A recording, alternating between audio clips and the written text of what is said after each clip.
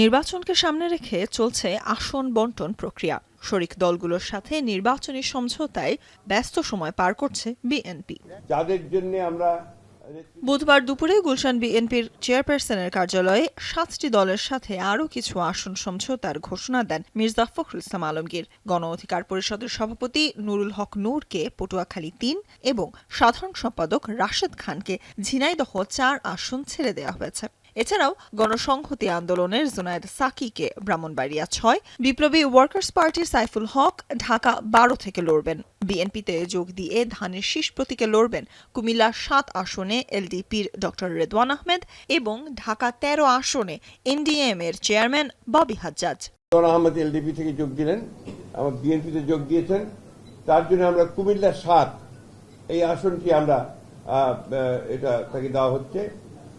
ঝিনাইদহ ৪ মোহাম্মদ রাশেদ খান গণ অধিকার, ববি হাজ্জাজ এনডিএম, তিনি বিএনপিতে যোগ দেবেন এবং সেটা ঢাকা ১৩।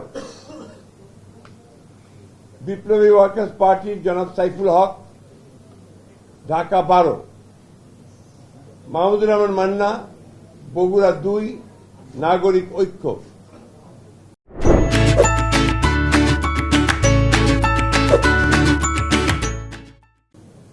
নুরুল হক নূর গণ অধিকার পটুয়াখালী ৩,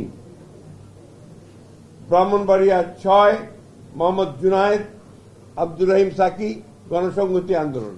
জোটভিত্তিক নির্বাচনী সমঝোতার অংশ হিসেবে বগুড়া ২ আসনে বিএনপির মনোনয়ন পান নাগরিক ঐক্যর সভাপতি মাহমুদুর রহমান মান্না।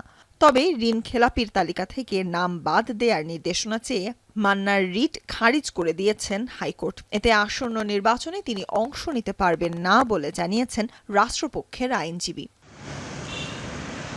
এদিকে সমঝোতা না হওয়ায় দীর্ঘ সময় বিএনপির যুগপৎ আন্দোলনের শরিক লিবারেল ডেমোক্রেটিক পার্টি এলডিপি এবার এককভাবে নির্বাচন করার সিদ্ধান্ত জানিয়েছে।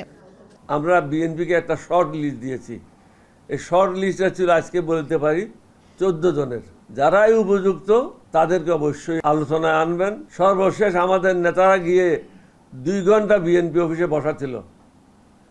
অদ্যাবধি বিএনপির মহাসচিব আমাদের দলের সাথে একটা বৈঠকও করে নেই। তবে দলের মহাসচিব রেদওয়ান আহমেদের বিএনপিতে যোগদানের বিষয়টি এড়িয়ে যান দলের সভাপতি অলি আহমেদ। না, পদত্যাগপত্র আমার কাছে আসে নাই, সুতরাং আমি এটা বলতে পারবো না। সুলতানা স্বর্ণা, এখন, ঢাকা।